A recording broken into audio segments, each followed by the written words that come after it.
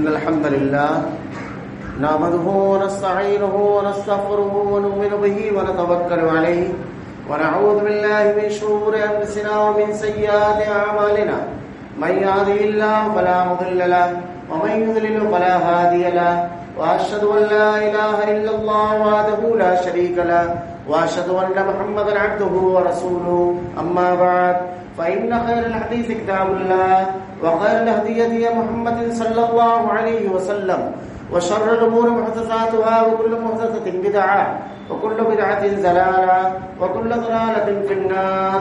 أعوذ بالله من الشيطان الرجيم. بسم الله الرحمن الرحيم. قاف والقرآن المجيد بل عجبوا أن جاءهم منذر منهم فقال الكافرون هذا شيء عجيب أإذا متنا وكنا ترابا ذلك رجل بعيد قد علمنا ما تنقص الأرض منهم وعندنا كتاب حفيظ بل كذبوا بالحق لما جاءهم فهم في أمر مريض أفلم ينظروا إلى السماء فوقهم كيف بنيناها وزيناها وما لها من فروج والأرض مددناها وألقينا فيها رواسي وأنبتنا فيها من كل زوج بهيج تبصرة وذكرى لكل عبد منيب ونزلنا من السماء ماء مباركا فأنبتنا به جنات وحب الحصيد والنخل باسقات لها طلع نضيد رزقا للعباد وأحيينا به بلدة ميتا كذلك الخروج كذبت قبلهم قوم نوح وأصحاب الرس وثمود وعاد وفرعون وإخوان لوط وأصحاب الأيكة وقوم تبع كل كذب الرسل فحق وعيد أفعينا بالخلق الأول بل هم في لبس من خلق جديد. قال الله تعالى في القرآن المجيد والفرقان الحميد. أعوذ بالله السميع العليم من الشيطان الرجيم. بسم الله الرحمن الرحيم. أولا يرون أنهم يفطرون في كل عام مرة أو مرتين ثم لا يتوبون ولا هم يذكرون وإذا ما أنزلت سورة نظر بعضهم إلى بعض أولياء بعضهم إلى بعض وقال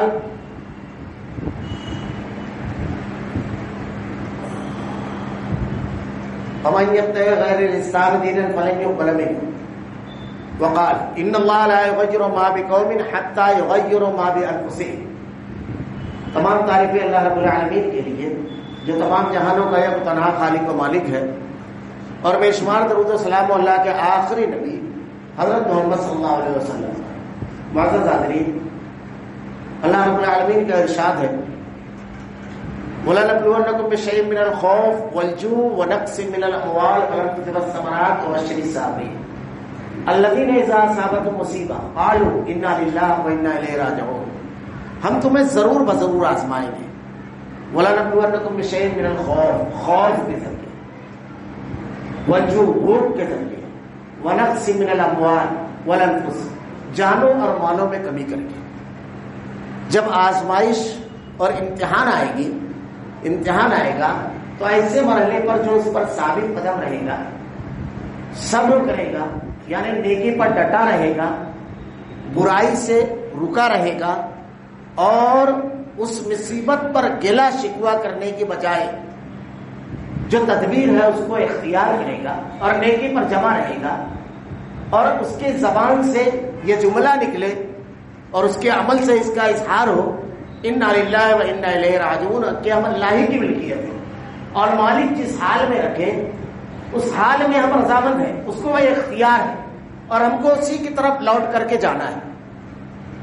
سلف نے یہ بات مختلف مقامات پر مختلف پیرائے سے بیان کی کہ انفرادی اور اجتماعی حیثیت سے جب کوئی مصیبت، کوئی پریشانی، کوئی تکلیف آئے تو سب سے پہلی چیز یہ ہوتی ہے کہ آدمی اپنا محاسبہ کرے، اپنا جائزہ لے کہ اس تکلیف کے اسباب کیا ہے. محاسبہ اور جائزہ اگر آدمی لیتا ہے انفرادی حیثیت سے اور اجتماعی حیثیت سے، قومی حیثیت سے، تو اس کے سارے فوائد اس کو حاصل ہو جاتے ہیں اور نقصانات سے وہ بچ جاتا ہے. اگر اس نے اپنا محاسبہ کیا اور یہ جانا کہ اللہ رب العالمین کی طرف سے توبہ اور استغفار اور اپنے کردار کو بدلنے کے لیے ہے، خامیوں اور غلطیوں کی بنیاد پر میں ان حالات سے دوچار ہوا تو ان خامیوں اور غلطیوں کو تبدیل کرتے ہوئے توبہ اور استغفار کر لے ہوئے اپنے آپ کو بدل دے ہوئے حالات بدل دیتا ہے اللہ رب العالمین. اللہ نے بالکل صاف ارشاد فرمایا اولا يرون انهم يفترون في كل عام مرة او مرتين. سال میں 1 یا 2 مرتبہ ہم انہیں آزمائش میں فتنے میں مبتلا کرتے ہیں، ثم لا یتوبون، اس کے باوجود وہ توبہ نہیں کرتے، ولا یذکرون، اور اللہ کی طرف نہیں لوٹتے۔ اور جو شخص اپنا محاسبہ نہیں کرے گا، اس کو لوٹائے گا نہیں، اپنے حالات کو بدلے گا نہیں، تو اللہ نے بالکل صاف ارشاد فرمایا کہ اللہ رب العالمین ان اللہ لا یغیر ما بقوم حتی یغیروا ما بانفسہم، اللہ رب العالمین اس قوم کی حالت کو تبدیل نہیں کرتا جو خود اپنے آپ کو نہیں بدلتے، جو خود اپنے آپ کو تبدیل نہیں کرتے۔ تو پہلی چیز تو یہ کہ آدمی اپنا محاسبہ کرے من حیثیت فرد کے اور من حیثیت القوم، قوم کے بھی، انفرادی ہو تو انفرادی حیثیت سے اور اجتماعی ہو تو اجتماعی حیثیت سے، کہ یہ حالات جو ہمارے اوپر بہت مشکل آ گئے ہیں، ان کے اسباب و عوامل کیا ہیں، اور کن بنیاد پر ان حالات کو ہم تبدیل کرنے کے لیے جو کوششیں ہمارے اختیار میں وہ صحیح روپ سے ہم کر سکتے ہیں، یہ پہلی چیز۔ اور اگر یہ نہ ہو کہ آدمی ایمان و عمل میں بالکل پختہ ہے، عقیدے میں پختہ ہے، اور قومی اعتبار سے بھی معاملہ یہی ہے، تو اللہ رب العالمین کی طرف سے آزمائش اور امتحان ہے، اور آزمائش اور امتحان بندے کو انتہائی بلند مقام تک لے جانے کے لیے ہوتی ہے، کیونکہ آزمائش کی پھٹی سے نکل کر کے جو شخصیت سامنے آتی ہے سماج کے، وہ انتہائی نکلی ہوئی ہوتی ہے۔ جیسے صحابہ کرام 13 سال انتہائی اذیت ناک دور سے گزرے مکی زندگی میں، لیکن ثابت قدم رہے، عقیدے ایمان اور عمل پر ڈٹے رہے، ہر قسم کی قربانی دی، حتیٰ کہ بدن کے کپڑوں پر ہجرت کی نوبت آئی، اپنے کاروبار، وطن، ملک، اپنے عزیز و اقارب سب کو قربان کیا، عقیدے کی سوداگری نہیں کی۔ تو دنیا کے بے مثال انسان اور ساری دنیا کے لیے نمونہ بن گئے۔ اللہ نے ارشاد فرمایا فَإِنْ آمَنُوا بِمِثْلِ مَا آمَنْتُمْ بِهِ، ایسا ایمان لاؤ جیسا ان لوگوں نے ایمان لایا۔ تو اگر آدمی صحیح ہے تو اس پر جمع رہے۔ اللہ رب العالمین اس آزمائش اور امتحان کا دنیا میں بھی اور آخرت میں بھی بہترین صلہ دینے والا ہے، جو اللہ نے ارشاد فرمایا کہ غم اور خوف ولا تہنوا ولا تحزنوا، غم اور خوف نہیں ہوگا۔ پھر ایسے مرحلے پر آزمائش، مشکلات، امتحان آسان لگتے ہیں۔ مولانا ابوالکلام کلام آزاد رحمۃ اللہ علیہ نے ایک مقام پر لکھا ہے کہ دوا کا استعمال مختلف جذبات، مختلف عمروں اور مختلف شعور کے لوگ مختلف انداز میں کرتے ہیں۔ ایک بچے کو جب دوا پلانی ہو تو اس کے اقربا ماں باپ کے لیے وہ امتحان ہوتا ہے، کیونکہ دوا کی کڑواہٹ اس کے لیے بہت بڑی چیز ہوتی ہے، اس کو اس کا ادراک نہیں ہوتا کہ اس دوا کے استعمال کے بعد اس کو جو تکلیف ہے اس سے نجات مل جائے گی، تو بڑی مشکل سے اس مرحلے کو طے کرنا پڑتا ہے۔ بڑا آدمی ہوتا ہے لیکن شعور کہ بلوغت اس مقام پر نہیں رہتی، استقامت، تو وہ بھی دوا پینے سے پہلے 10 مرتبہ پس و پیش کا معاملہ ہوتا ہے۔ ڈاکٹر کے پاس اگر پہنچا تو انجیکشن کے بارے میں اوائڈ کرے گا کہ جانے دیجیے، دوا سے کام چلا لیجیے۔ لیکن انتہائی پختہ شعور کا آدمی انتہائی کڑوی دوا بھی بالکل ایسے پی لیتا ہے جیسے بالکل نارمل چیز ہے، کیونکہ اس کو معلوم ہے، اس کا ادراک اتنا مضبوط ہوتا ہے، شعور، کہ وہ جانتا ہے کہ اس معمولی سی کڑواہٹ کو برداشت کرنے کے بعد مستقل مرض سے نجات مل جائے گی، سبب ہوگا۔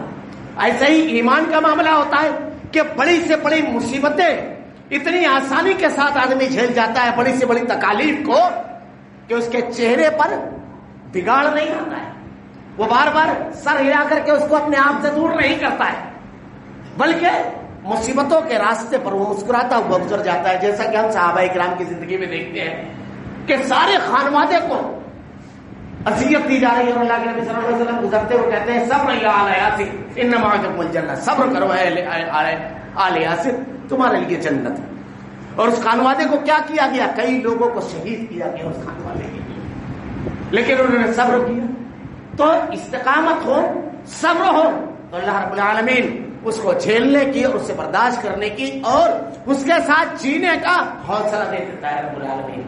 ہم ابھی امت مسلمہ ملکی اعتبار سے اور بین الاقوامی اعتبار سے جن حالات سے دوچار ہیں، اگر ان پر غور کریں تو ان حالات میں ہمارا کردار کیا ہونا چاہیے، ہم کو کس طرح ان حالات سے نبرد و آزما ہونا چاہیے اور ان حالات سے مقابلہ کرنا چاہیے اور کون سے اقدامات کرنا چاہیے، اور امت مسلمہ کن چیزوں میں ابھی فی الحال ان حالات میں ملکی اور بین الاقوامی حالات میں کن چیزوں میں الجھی ہوئی ہے. بہت مختصر وقت ہوتا ہے خطبے کا اور دونوں عنوان پر کہنا بڑی مشکل چیز ہوتی ہے. بہرحال اختصار کے ساتھ ہمارے پورے ملک میں ابھی کرونا نامی بیماری کا دورہ ہے. پورا ملک اس سے جوجھ رہا ہے اور حکومت انتظامیہ ڈھہ چکی ہے. جو ضرورت جو تقاضے اس کو پورا نہیں کیا جا پا رہا ہے اور بجائے اس کا اعتراف کرنے کے اور اس پر کوشش کرنے کے صفائی دینے کے وہ حالات کو نارمل بتانے کی کوشش کر رہے ہیں. اپنی غلطیوں کا اعتراف کی بجائے اس کے اعتراف کر کے اس کی تلافی کی کوشش کرنے کی بجائے اس کی صفائی دینے کی کوشش ہو رہی ہے جو ناکامی کا راستہ ہے. ایسے حالات میں جب پورا ملک کرونا نامی بیماری سے جوجھ رہا ہے اس میں یہ بھی ہوا کہ یہی ملک تھا جہاں ان حالات سے مسلمان گزرے کہ عدالتوں سے ایسے فیصلے صادر ہوئے کہ تاریخ حیرت زدہ رہ گئی. زمین جس کی ملکیت، مسجد جس کی ملکیت، ثبوت سارے موجود، لیکن عدالتیں یہ گواہی دے رہی تھی، یہ فیصلے دے رہی تھی کہ مالک کی زمین کی بجائے کسی اور کو دے دیا جائے. جہاں یہ قانون بنایا جا رہا تھا کہ اس ملک میں برسوں حکمرانی کرنے والے، زندگی گزارنے والے نسل در نسل اس کالے قانون کے ذریعے سے اور نچلی ذات کے لوگ بے دخل کر دیے جائیں. جہاں بے گناہوں کے ساتھ جیسے اقدامات طاقت کا بیجا استعمال، یہ سب لوگ اس دور سے گزرے اور خاموش تماشائی بنی رہی. میڈیا، کہنے والے افراد، کوشش کرنے والے افراد خاموش تماشائی بنے رہے. ان حالات سے بھی گزرے. اب ایسے بھی حالات سے دو چار ہیں کہ پورے ملک میں اس بیماری سے جوجھنے والے افراد کا تعاون کرنے والے اور ان کا ساتھ دینے والے افراد رہیں گے. بھوک مری کا شکار، لاک ڈاؤن کی بنیاد پر معاشی انتہائی تنگ دستی کا شکار، فرقہ پرستی کا ہوا دینے والے مسلمانوں کے خلاف آگ لگانے والی قوتیں بھی خاموش ہیں اس محاذ پر جہاں کام کرنا چاہیے. پیچھے بھی جب لاک ڈاؤن لگا تو لوگوں نے برملا کہا ان راستے سے گزرنا جہاں مسلمان بستیاں ہیں، کیونکہ یہ اپنے آگے کا کھانا لا کر کے آپ کے سامنے رکھ دے گی. یہ بستیاں آپ کو بھوکا اور پیاسا نہیں گزرنے دے گی. جب اس وقت بھی دیکھا آج کے حالات میں کرونا کی اس بیماری اور اس مہاماری کے دور میں اگر ہم اپنے ہم وطن لوگوں کو، افراد کو دیکھیں تو کیا گلے شکوے کا وقت ہے؟ کیا طنز اور تعریض کا وقت ہے؟ یا کچھ اقدامات کا وقت ہے؟ کچھ کام کرنا چاہیے. ایسے حالات میں باقاعدہ مسلسل یہ واقعات آ رہے ہیں، ہم یہ دیکھ رہے ہیں، خبریں آ رہی ہیں روزانہ کہ بیٹے کی لاش ہے، باپ نے ہاتھ لگانے سے انکار کر دیا. ماں کی لاش ہے، بیٹے کہہ رہے ہیں کہ جا کر کے ادھر ہی جو کرنا ہے کر دیجیے، جو اخراجات ہیں وہ ہم دے دیتے ہیں. اس شہر کا واقعہ ہے کہ انتہائی بڑا بیپاری جس نے کروڑوں روپیہ کمائے زمانے میں، جب اس کو کرونا بیماری ہوئی تو اس کا بیٹا اکلوتا بیٹا ایک بڑے دواخانے میں بات کرتا ہے، 8.5 لاکھ روپے کے پیکج پر بات ہوتی ہے، کہتا ہے کہ باڈی تم اٹھا کر لے جاؤ، اگر کچھ ہو گیا تو سارا کریا کرم وہیں کر کر کے اکاؤنٹ نمبر دے دینا اور اپنی فیملی کو لے کر نکل گیا. باپ اچھا ہونے کے بعد کہتا ہے میں نے پوری زندگی کہاں لگا دی. سارا سرمایہ کس کے نام پر کیا؟ دواخانے میں اگر بھائی پڑا ہوا ہے تو بھائی اس کی عادت کے لیے نہیں جا رہا ہے. یہ صورت حال ہے. یعنی وہ قوم بالکل اخلاقی اعتبار سے، ہمدردی، مروت، رشتوں کے اعتبار سے مفلس و قلاش ہے. مشکل حالات میں ان کے خونی رشتے ان کے کام نہیں آ رہے ہیں. عقیدے کی بنیاد پر کوئی عقیدہ، اللہ کے اوپر اگر عقیدہ ہوتا کہ مارنے اور جلانے والی ذات اللہ کی ہے، رب العالمین کی ہے، تو ایسے حالات میں یہ حالات پیدا نہیں ہوتے. ایسے حالات میں، ان حالات میں ان کا ساتھ دینا صحیح ڈھنگ سے کیا ہے؟ کیا ان کے جسموں کو آگ کے حوالے کر دینا یہ بہت بڑا قدم ہے. اور ایسے امور بھی اس میں سرزد ہو جانا جو کفر اور شرک تک کے لے کر کے چلے جائیں. اسلام زندوں کے لیے آیا ہے. کچھ مقامات پر جہاں ہمدردی کی ضرورت ہے، کہاں جہاں محبت کے ساتھ کچھ کرنا ہے، اسلام میں سروں کا نہیں ہے، لیکن حدود طے ہیں. عقیدے پر کوئی سوداگری نہیں ہوگی، دین پر کوئی سوداگری نہیں ہوگی. میں اکثر ایک بات کہا کرتا ہوں کہ باطل اپنی ایک حد رکھتا ہے، ایک حد، اس حد کے باہر نہیں جانا ہے. اگر آپ کا کوئی غیر مسلم دوست ہے، آپ کبھی اس کی ہمت نہیں کریں گے کہ بقرعید کے موقع پر گوشت اس کے یہاں پہنچائے پڑے گا، کبھی اس کی ہمت نہیں، کیونکہ وہ آپ جانتے ہیں اس کی حد ہے تعلقات کی کہ یہاں تک کی حد ہے، یہ مجھ کو نہیں چلتا اس لیے آپ لے کر نہیں جائیں گے۔ ہمیں بھی ایک حد بنانا چاہیے کہ عقیدے اور ایمان میں ہماری یہ حد ہے، اس کے آگے آپ کے تعلقات نہیں آئیں گے۔ آپ چڑھاوا ہمارے سامنے کرنے کی ہمت نہ کریں، یہ حدود قائم رہنا چاہیے ہمارے بھی عقیدے کی، یہ ضروری چیز ہے، یہ ضروری ہے۔ اخلاق، مروت، یہ تمام چیزوں کے ساتھ عقیدے کی سوداگری نہیں ہوتی ہے۔ ایسے مرحلے پر کرنے والے کیا ہے، کرنے والا جو کام ہے اس مرحلے پر جو ہمارے اختیار کے اندر ہے، جو ہمارے بساط ہماری کوشش میں شامل ہو سکتا ہے، وہ یہ کہ ان تک کے معاملات کے ذریعے، اخلاق کے ذریعے اور الفاظ کے ذریعے اللہ کے دین کی دعوت پہنچائی جائے، ان تک کہ اللہ کے دین کو پیش کیا جائے۔ مختلف خطوں میں کچھ لوگ یہ کام کر رہے ہیں اور بڑی زبردست کامیابی سے ہمکنار ہو رہے ہیں، اس لیے کہ وہ حیرت زدہ ہے مسلم بستیوں میں جب آتے ہیں کہ ایک ایسی قوم ہے، نہ کسی قسم کا سوشل ڈسٹنس ہے، نہ اور تمام چیزیں ہیں، یہ کیا معاملہ ہے؟ ایسا لگتا ہے کہ بیماری ان کے علاقوں کے قریب سے بھی نہیں گزری جو ان کی زندگی ہے، لیکن انہیں بتایا جائے، غیر مسلم سے گفتگو نہیں، اور جب اسے بتایا گیا کہ یہ لوگ جو ہیں ان کے بھی بیوی اور بچے ہیں، ان کو بھی زندگی عزیز ہے، ان کے بھی رشتوں میں پیوند ہے، لیکن یہ فکر سے آزاد اس لیے ہے کہ ان کے پاس ایک عقیدہ ہے کہ مارنے اور جلانے والی ذات صرف اللہ رب العالمین کی ہے۔ آپ کے پاس بھی اگر وہ عقیدہ آ جائے، آپ بھی اسی طرح اپنے ماں باپ بھائی بہنوں کو چھوڑ کر نہیں نکلو گے۔ یہ عقیدہ ہے جو ان مشکل حالات میں رشتے نبھانے کی توفیق ملتی ہے، جس کی بنیاد پر یہ توحید ہے۔ یہ عقیدہ آپ کے لیے بھی ہے، آپ کو پیدا کرنے والوں نے آپ کو جیون بتانے کے لیے، زندگی گزارنے کے لیے جو کتاب دی ہے قرآن مجید، اس کو پڑھ کے کریں۔ یہ مسلمانوں کی کتاب نہیں ہے، بڑا المیہ یہ ہے کہ اس مرحلے پر کچھ نوجوان تو بڑی عجیب و غریب جہالت کی باتیں کرتے ہیں کہ اس کی وجہ جو ہے بڑے کا گوشت تو ہے بچنے کی، یہ جہالت کی باتیں ہیں۔ اس کے یعنی نہ ہونے کے اسباب جو ہیں اس میں ٹھیک ہے، وہ بہت سارے اسباب میں سے ایک سبب ہو سکتا ہے کہ اس سے ہیومینٹی پاور، دفاعی قوت بڑھے، اور یوں بھی ملک کی اکثریت اس کا استعمال کرتی ہے۔ یہ تو تنگ نظر لوگوں نے، چند محدود طبقے نے جو انتہائی تنگ نظر ہے، انہوں نے یہ قانون، کالا قانون نافذ کیا، ورنہ حقیقت یہ، لیکن انہیں بتانا ہے کہ توحید کی بنیاد پر۔ آج ہمارے یہاں کوئی شخص اگر گفتگو کرتا ہے تو بڑے غیر محفوظ جملے کہتا ہے، ہمارا قرآن۔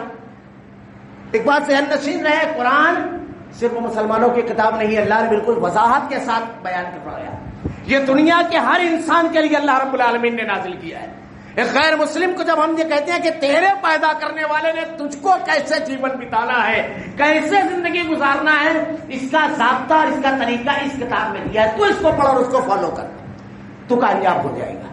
یہ مرحلہ جو ہے بالکل خالی ہے۔ ہم دیکھ رہے ہیں کہ ان کی قوم کے اکابرین نے انہیں تعصب، مسلم دشمنی تو سکھائی، زندگی کے فوائد حاصل کرنا تو سکھایا، لیکن یہ نہیں سکھایا کہ عقیدہ کیا ہے، یہ نہیں سکھایا رشتوں کا اکرام کیا ہے، رشتوں کے تقاضے کیا ہے۔ آج ان کے گھر ٹوٹ گئے ہیں، بالکل خالی کرنے والی جو چیز ہے آج کے مرحلے پر بڑی قوت اور توانائی کے ساتھ غور کرنے والی بات ہے۔ ہم ان کے گھروں تک نہیں گئے، لیکن آج مسلم بستیوں میں مریضوں کو لے کر کے وہ پورے کے پورے ہمارے گھر آ رہے ہیں۔ اللہ نے ہماری کمزوریوں کو بنیاد پر ہمارے سامنے ان کو کر دیا ہے تاکہ ہم دعوت پیش کریں۔ آپ جائیے دواخانوں میں، جب ان سے گفتگو کیجیے تو ان کا معاملہ یہ ہے کہ کوئی تسلی دینے والا ان کے پاس نہیں ہے، کوئی کاندھا نہیں ہے جہاں وہ سر رکھ کر کے درد و غم بیان کریں، بالکل آپ کے ہو جائیں گے۔ ایسے مرحلے پر جب دعوت کا میدان اللہ نے کھول دیا ہے رب العالمین نے، ان کے سامنے دین کو بہتر انداز سے پیش کرنے کی کوشش کرنا، بہتر انداز سے اپنے اخلاق کے ذریعے۔ ہمارے ایک عزیز بتانے لگے کہ کرونا کی بیماری سے نکلے ہوئے ایک شخص کے لیے پاس جب وہ گئے تو وہ کہنے لگے کہ تمہاری قوم نے جو رویہ، جو اخلاق ہمارے ساتھ برتا، کھانے پینے اور دوسرے معاملات میں اس کو تعمر پوری عمر فراموش نہیں کر سکتے۔ یہ چیزیں، یہ اب اس کے ذریعے دین کی دعوت کرنے والے جو کام ہے، اس میں مختلف چیزیں طنز اور تاریخی عمر اللہ رہی ہے۔ اللہ کے نبی صلی اللہ علیہ وسلم کی تاریخ پڑھیے، سیرت پڑھیے، جب دعوت کا موقع ملا تو کیسی کامیابی حاصل کی، مکی زندگی میں کیسے حالات تھے، جب آپ ہجرت کر کے مدینہ گئے، مشرکین مکہ بار بار آپ سے جنگیں کرتے ہیں، غزوہ احد، غزوہ احزاب تک یہ معاملہ چلا، اور غزوہ احزاب کے بعد جب صلح حدیبیہ ہوئی، یعنی 10 سال کے لیے ناجنگ معاہدہ، دنیا کی تاریخ کا پہلا ناجنگ معاہدہ ہے جو 10 سال ایک دوسرے سے جنگ نہیں کریں گے. اس کے بعد کے حالات دیکھیے. جب اطمینان حاصل ہوا کہ اب دعوت و تبلیغ کا مرحلہ آسانی سے طے کیا جا سکتا ہے تو کیسے حالات آئے. اللہ کے نبی صلی اللہ علیہ وسلم نے جب ہجرت کی اور پہلا غزوہ بدر ہوا تو 313 تھے، کچھ مسلمان مدینہ میں بھی تھے. دوسرا غزوہ یہ 3 ہجری میں ہوا، 2 ہجری میں. 3 ہجری میں جو ہوا دوسرا غزوہ احد، اس میں 700 مسلمان تھے. اور اس کے بعد 5 ہجری میں جو ہوا غزوہ احزاب، اس میں 1000، بعض لوگوں نے کچھ زائد تعداد لکھی ہے، یہ تعداد تھی. اور اس کے بعد 6 ہجری میں صلح حدیبیہ، معاف کیجئے گا 6 ہجری میں غزوہ خیبر، اس میں 1400. 6 ہجری میں صلح حدیبیہ، اس میں 1400 صحابہ کرام تھے. صلح حدیبیہ میں ناجنگ معاہدہ ہوا کہ ہم 10 سال جنگ نہیں کریں گے. اور اس معاہدے کی شرطیں اگر آپ دیکھیں گے تو اس میں ایک شرط یہ تھی جو بظاہر بہت طبیعی لگتی تھی کہ اگر کوئی مسلمان مکہ سے مسلمان ہونے کے بعد مدینہ جانا چاہے تو وہ جا نہیں سکتا، اور اگر مدینہ میں کوئی شخص مکہ جانا چاہے تو اس کو چھوڑ دیں گے. یہ صحابہ کرام کے لیے ناقابل برداشت ہوتی ہے. حضرت عمر رضی اللہ تعالیٰ عنہ اللہ کے نبی سے کہتے ہیں کہ اللہ ایک نہیں ہے، کیا آپ سچے رسول نہیں ہے؟ اللہ کے نبی نے ارشاد فرمایا ہاں. تب آپ نے کہا پھر اس نے اتنی دب کر کے ہم شرطیں کیوں مانی؟ حضرت ابوبکر صدیق رضی اللہ تعالیٰ عنہ کے پاس آئے. حضرت ابوبکر صدیق رضی اللہ تعالیٰ عنہ نے ارشاد فرمایا کہ اللہ اس کا رسول بہتر جانتا ہے. بظاہر یہ شرطیں ایسی تھی اور شرطوں کے دوران یہ طے ہو رہا تھا، ابھی معاہدے پر دستخط نہیں ہوئی تھی کہ ایک صحابی ابو بصیر، ابو جندل جو تھے، بیڑیوں میں جکڑے ہوئے زخمی بالکل کسی طریقے سے آ گئے. وہیں صحابہ اکرام نے جب ان کی حالت دیکھی جو ساروں کی جذباتی کیفیت ایک دم تبدیل ہو گئی. کہا ابھی دستخط نہیں ہوئے اس لیے ان کو ہم لے جائیں گے. وہ مسلمانوں سے مدد کے لیے پکار رہے ہیں. مشرکین مکہ نے کہا نہیں، ان کو لوٹانا ہے ورنہ ہم دستخط نہیں کریں گے. اللہ کے نبی نے کہا منظور ہے. بظاہر بڑا تکلیف دے مرحلہ تھا، لیکن تاریخ پڑھیے، سیرت پڑھیے، وہی صحابی مکہ میں 1 سال میں 300 لوگوں کو انہوں نے مسلمان کیا. 300 لوگوں نے کلمہ پڑھا، جن کو بظاہر ایسا محسوس ہو رہا تھا کہ لوٹانا بڑا تکلیف دہ ہے، وہ مشرکین کے لیے تکلیف دہ ہو گیا. اور آگے بڑھ کے صلح حدیبیہ پر 1400، 6 ہجری. 7 ہجری غزوہ خیبر 1400، اور اس کے بعد 8 ہجری میں فتح مکہ، 1 سال بعد فتح مکہ. صلح حدیبیہ کے 2 سال بعد فتح مکہ. 10,000 موقع ملا دعوت و تبلیغ کا صحابہ کرام نے. اس کے فوراً بعد یہ جملے ملتے ہیں کہ تبلیغ کے لیے اتنا کھلا ماحول کہ ہر شخص تک ہم اللہ کا دین پہنچا سکے، اتنا کھلا ماحول. 8 ہجری میں 10,000، 9 ہجری میں غزوہ تبوک 30,000، 10 ہجری میں اللہ کے نبی نے حجۃ الوداع کے لیے جب حج کیا میدان عرفات میں 1,24,000 تعداد. یہ ریشو دیکھیے. 7 ہجری میں، 6 ہجری میں غزوہ صلح حدیبیہ 1400، اور 10 ہجری میں 1,00,000 سے زائد دعوت و تبلیغ کا یہ میدان. یہ ایسا میدان ہے کہ اس میدان میں کبھی بھی اسلام اپنی 1400 سالہ تاریخ میں کبھی بھی شکست تو بڑی دور کی بات ہے، کوئی قوم مقابل پہ نہیں ہے. اگر آپ تاریخ پڑھیں تو لین پول جیسا تعصب پسند مورخ لکھتا ہے کہ انسانی تاریخ میں ہمیشہ جو بادشاہ کا مذہب رہا وہ غلام کا مذہب رہا، لیکن تاریخ نے پہلی مرتبہ یہ موڑ دیکھا کہ غلاموں کا مذہب بادشاہوں نے قبول کیا. تو تاتاری وسط ایشیا سے اٹھے، پورے بلاد اسلامیہ کو رون دیا. تاریخ پڑھ کے بغداد کی گلیاں خون سے بھری ہوئی. حالات ایسے تھے 40 مسلمان ہوتے ایک گلی میں اور ایک تاتاری مارنا شروع کرتا اور یہ انتظار میں ہوتے کہ مجھ کو چھوڑ دے گا، سب کو مار دیتے. یہاں تک واقعات ملے ہیں.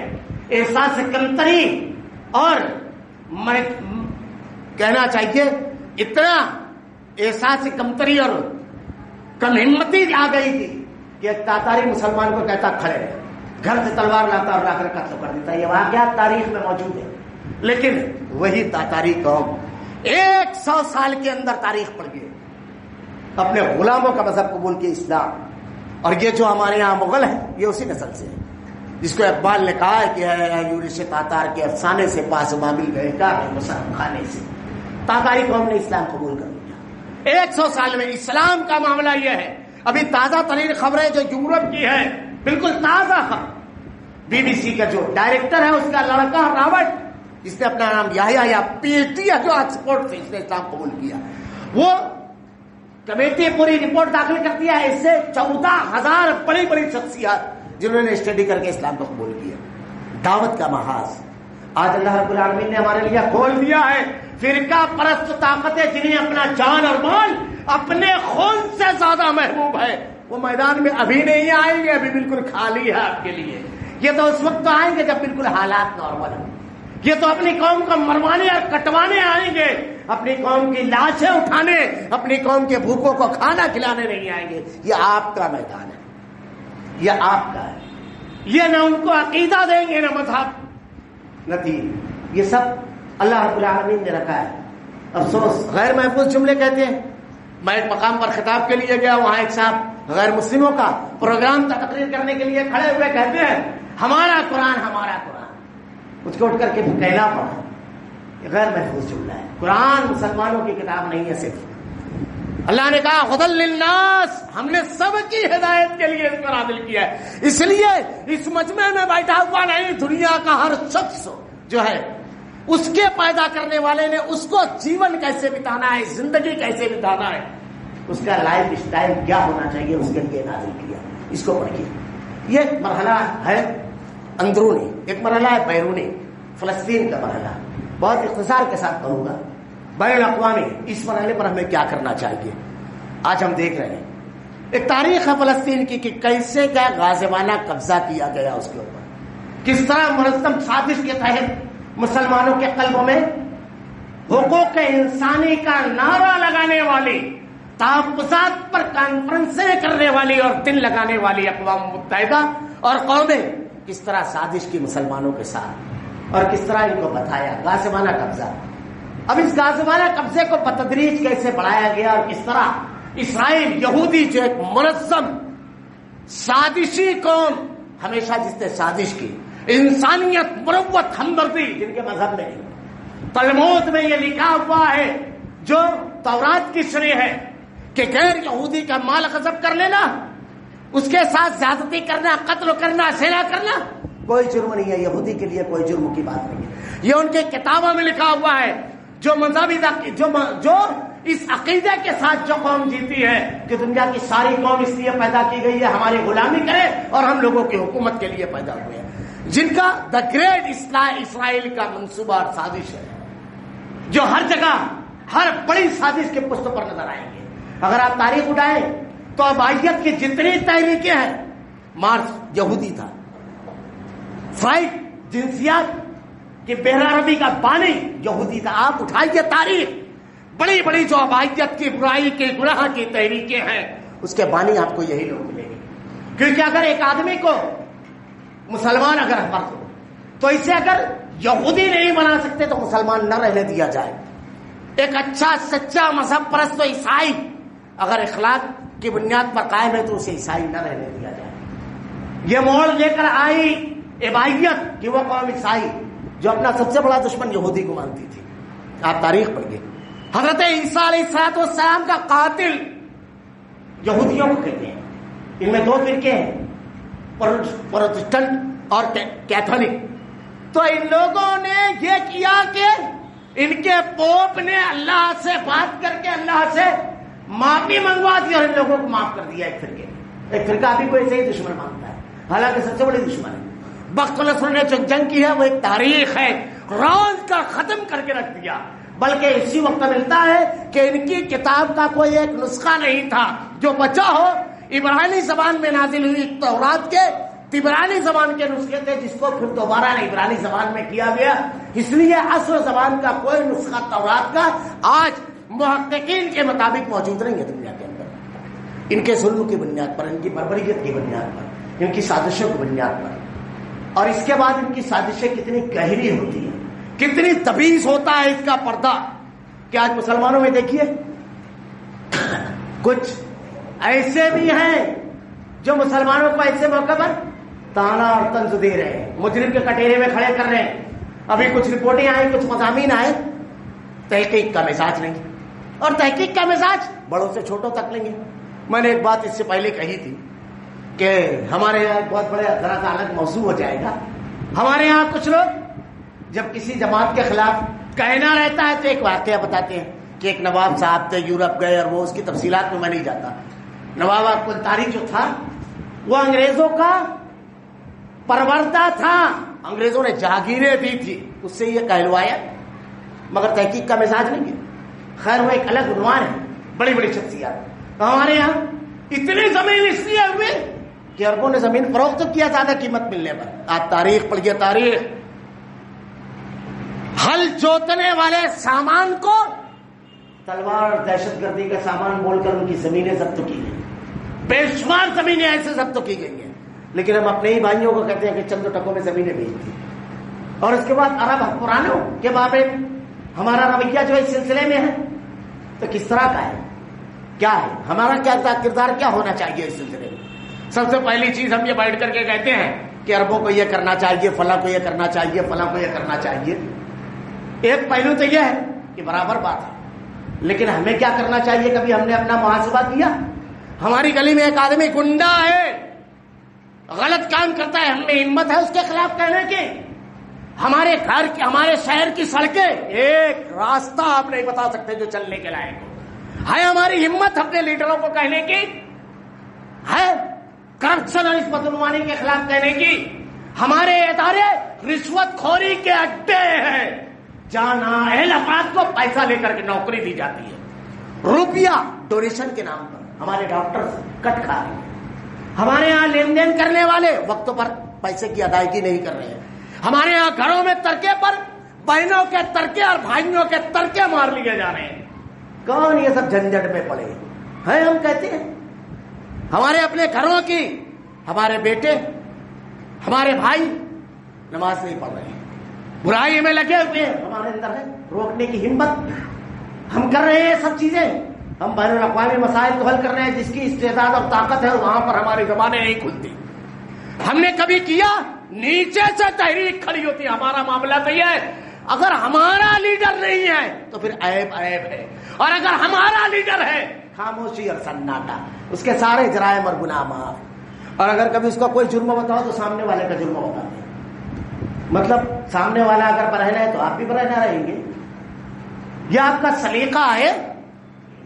اور اگر کوئی، مجھ کو تو سمجھ نہیں آتا ہے، کوئی کام کبھی 5 سال میں 3 سال میں کر لیا تو پورے سارے ضمیر فروش بورڈ لگا دیں گے فلاں کا. کس کے لیے آپ نے چپ کر دیا؟ کام کے لیے. یہ ان کا کام تھا. کبھی ہم نے کی ہمت؟ ہمارے یہاں جو برائی جرائم استحصال ظلم، جس کے پاس جتنی طاقت اتنا استحصال، یہ آئینہ ہے قوم کا.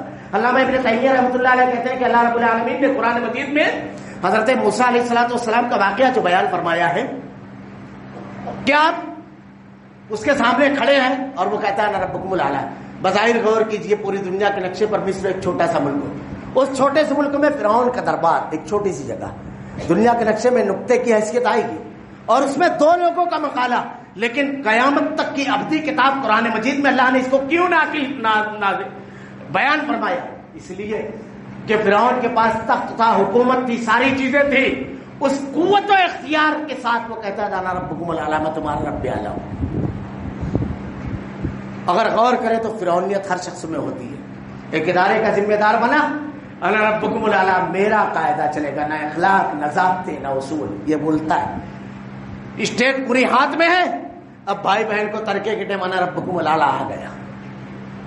ہر شخص میں کچھ نہ کچھ فرعونیت. جتنا اختیار اتنی فرعونیت. کیا اللہ کے قانون کے سوا سامنے، اللہ کے دستور کے سامنے جھکنے کا مزاج ہے؟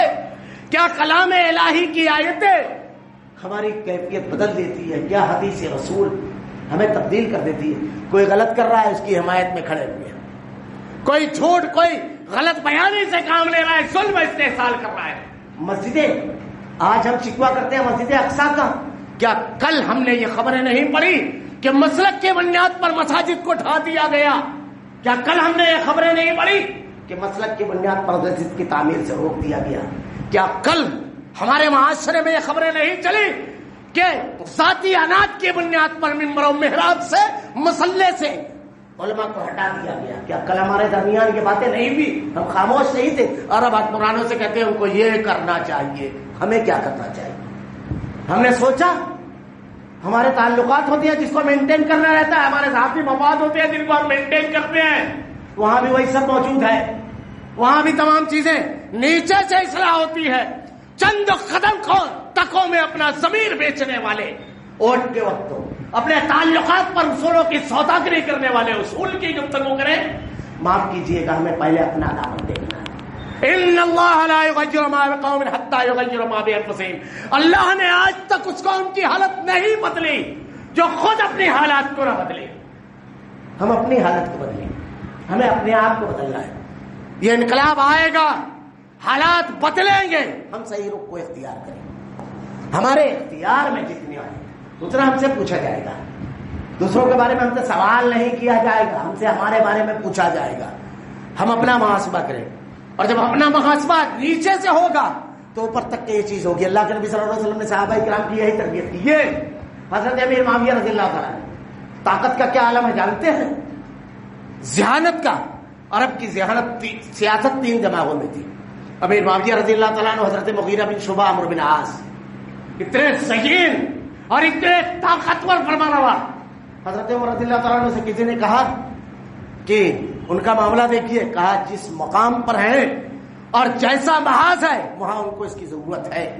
بچپن میں کھیل رہے تھے, ان کی والدہ بھی تھی. کسی خاتون نے کہا اس کی زیارت دیکھ کر لگتا ہے یہ اپنے قبیلے کا فرما روا بنے گا. آپ کی والدہ حضرت ہندہ, یہ کون تھے؟ امیر معاویہ رضی اللہ تعالیٰ عنہ. آج ہمارے یہاں زبان کھولنے میں ذرا سا بھی آدمی کو لگام نہیں ہے.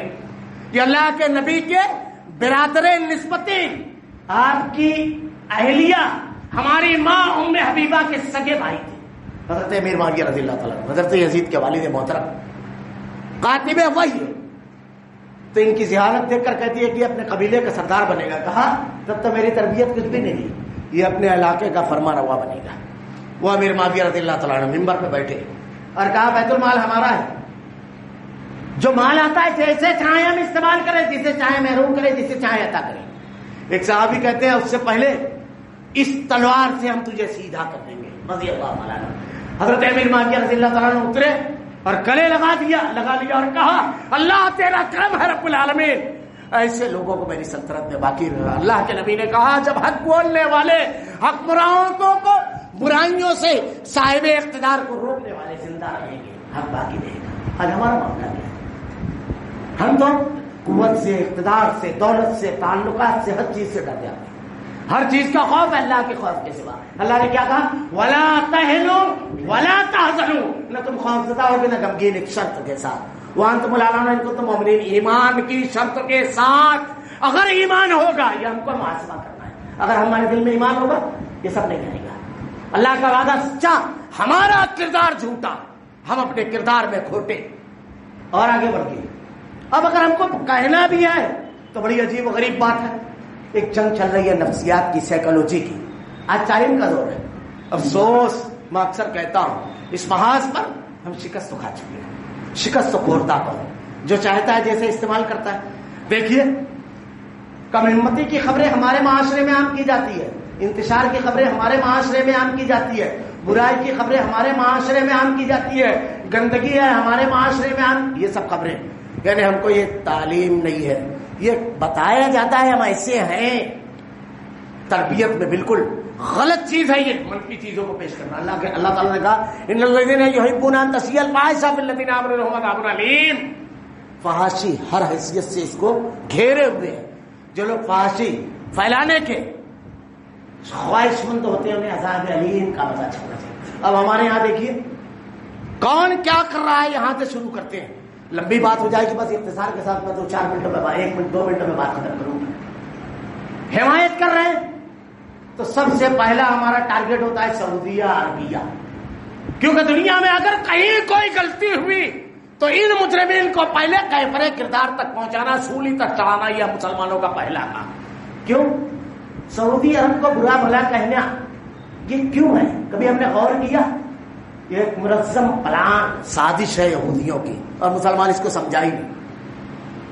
دنیا کا ایک اکیلا ملک ہے، لمبی بات نہیں کر سکتا میں، جہاں اسلام بطور قانون نافذ ہے، جہاں عزتیں محفوظ، جہاں سونے کی دکانوں پر چادر ڈال کر کے آدمی نماز کے لیے چلایا جاتا ہے، جہاں جان محفوظ ہے، اتنا پرامن معاشرہ جہاں کوئی شخص بھوکا نہیں سوتا، ایک ہے دنیا میں، ایک ملک ہے مسلمان۔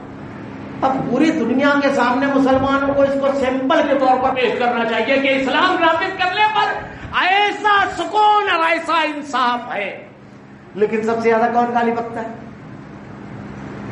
یہ یہودیوں نے کروا دیا، عقل کے پیدل اور شعور ادراک سے خالی، سمجھ بھی نہیں سکے اس کو۔ اب کون ہے ہمارا ہیرو؟ ترکی، ایران، میں بہت لمبی بات نہیں کر سکتا، ترکی، طیب اردوغان، خلیفۃ المسلمین۔ کون خلیفہ؟ چند باتیں۔ سب سے پہلے اسرائیل کو کس نے تسلیم کیا؟ جا کر تاریخ پڑھیے، ترکی نے۔ اسرائیلی سفارت خانہ ترکی میں ہے، ترکی کا سفارت خانہ اسرائیل میں، اور ان علاقے کو اسرائیل نے تسلیم کر لیا جس کو آج تک دنیا اسلام نے تسلیم نہیں کیا۔ سب سے زیادہ امپورٹ اسرائیل کا کہاں ہے جانتے ہیں؟ 1 نمبر پر ہے چائنا، سب سے زیادہ، 2 نمبر پر ہے یونائٹڈ اسٹیٹ امریکہ، 3 نمبر پر جرمنی، اور 4 نمبر پر ترکی۔ سب سے زیادہ اس کی اشیاء کا خریدار، سب سے بڑا مارکیٹ 4 نمبر پر ہے ترکی، 4 نمبر۔ 200 اسرائیلی کمپنیاں ایران میں ہیں، 200۔ کس کو گالی دیتا ہے مسلمان؟ کس کو گالی دیتا ہے؟ ان کو دیتا ہے؟ کوکو کولا پی رہے ہیں، ہم تب پی رہے ہیں، اور اسرائیل کو گالیاں دے رہے ہیں۔ ذرا گلا حلق تر ہو جائے تو پھر گالی بتا۔ جو اختیار میں ہے اس کے مصنوعات کا بائیکاٹ جو ہم کر سکتے ہیں۔ ہمارے پاس اختلاف بھی اپنا پیمانہ ہے، قوم کا پیمانہ نہیں ہے۔ کون ان ظالموں کو دودھ پلا رہا ہے، انہیں قوت دے رہا ہے معاشی استحکام، وہ ہمارا ہیرو ہے۔ پیر نہیں، عقل سے بھی پیدل، ہم کو شعور ادراک ہی نہیں۔ وہ سعودیہ جو کئی کسی خطے میں دنیا کے مسلمانوں کی آنکھ میں اگر آنسو آئے تو سب سے پہلے وہ توقع ہے، سب سے پہلے اسی کی مدد جاتی ہے۔ دنیا کے ہر زندہ زمان میں جس نے قرآن کو پہنچایا، آپ اٹھائیے تاریخ، میرے پاس وقت نہیں ہے بتاتا، یہ عہد کیا تھا ویکنٹن سٹی نے، عیسائیوں نے، کہ ہم لوگ پورے جزیرہ پورا یہ جو افریقہ کا علاقہ، اس کو سب سے بڑی بستی عیسائیوں کو بنا دیں گے اپنے دعات اور مبلغین کو۔ کون حرکت میں آیا؟ سعودی عربیہ نے دعات کو جمع کیا، کہا تمہیں ایک روٹی کی بھی ضرورت ہوگی تو حکومت دے گی۔ سینکڑوں، ایک تو نہیں، سینکڑوں پادریوں نے اسلام قبول کیا، ایسا دعات نے وہاں کام کیا جو اسلام کے لیے۔ یہ برما کے مسلمان مطلب کی اصلیت میں اندھے ہیں ہمارے یہاں، جا کر دیکھیے آج وہاں بستی ہے باقاعدہ، ایک پوری بستی، ان کی تعلیم فری، ان کی تمام ضروریات کو پورا کر رہا ہے۔ گالیاں ہم ان کو کن کو دیتے ہیں؟ بین الاقوامی سطح پر یہ تجزیے کا، سوچنے کا موقع ہے۔ اگر ہم متحد ہوتے، ہم برے کو واقعی برا کہتے تو کیا موڑ آتا؟ ایسے مرحلے پر اخلاقی اعتبار سے ہم کو ہر حیثیت سے ان کے ساتھ کھڑے ہونا چاہیے۔ آخری جملہ کہوں گا کہ مولانا ابوالکلام آزاد رحمۃ اللہ علیہ نے جب ترکی کی جنگ تھی خلافت کی، تو اس وقت ایک تقریر میں ایک جملہ کہا تھا کہ اگر ترکی میں لڑنے والے خلافت اسلامیہ کے لیے کسی سپاہی کے پیروں میں کانٹا چبھتا ہے اور اس کی چبھن تم اپنے دل میں اگر نہ محسوس کرو تو اللہ کی قسم تم مومن نہیں۔ آج فلسطین ایسے دور سے گزر رہا ہے، ہم دن میں 5 وقت کی نمازیں پڑھتے ہیں، لیکن وہ کہتے ہیں کہ ہم 6 وقت کی نماز پڑھتے ہیں۔ ایک جنازے کی نماز ضروری ہوتی ہے ہمارے لیے۔ کبھی کسی چھجے میں، کبھی کسی مقام پر مائیں اپنے بیٹوں کے لاشیں، باپ کے لاشیں کے سامنے معصوم بچہ کھڑا ہو کر کے سسک رہا ہے، انتہائی مخدوش اور انتہائی مشکل اور صبر آزما حالات سے دوچار ہے۔ ہمیں ایسے مرحلے پر جو قوت اس کے خلاف ہے، اس کے خلاف جو اقدامات کر سکتے ہیں، فیس بک کے ذریعے، واٹس ایپ کے ذریعے اس کی مصنوعات کا بائیکاٹ کر کے، دعاؤں کے ذریعے اپنے کردار سے جو اپنے اختیار میں ہے وہ کرے، پروپیگنڈے کا شکار نہ ہو۔ اللہ رب العالمین سے دعا ہے کہ رب العالمین الہ العالمین ہم بڑے کمزور بندے ہیں رب العالمین، اللہ باطل قوتیں پورے اتحاد و اتفاق کے ساتھ رب العالمین ہم پر ٹوٹ پڑی ہے، مشکل حالات ہے، اہل فلسطین رب العالمین بے سر و ساما ہے رب العالمین، لیکن اللہ تیری مدد اگر شامل حال ہو رب العالمین، تیری مدد ہو تو ہر قوت پر غالب ہے رب العالمین، پھر کوئی پریشانی نہیں رب العالمین۔ اے اللہ مدد فرما، اے اللہ ان کی شوکت توڑ دے، ان کے دلوں میں خوف بیدار کر، ان کی صفوں میں انتشار پیدا فرما، ہمیں شعور و ادراک دے، دشمن کی پہچان دے، اپنا کردار ادا کرنے کی توفیق دے رب العالمین۔ الہ العالمین ہمارا خاتمہ ایمان پر فرما، ربنا لا تزغ قلوبنا بعد إذ هديتنا وهب لنا من لدنك رحمة إنك أنت الوهاب۔ بارك الله لنا ولكم في القرآن المجيد ونفعنا وإياكم بالآيات والذكر الحكيم إنه تعالى جواد كريم ملك رؤوف رحيم۔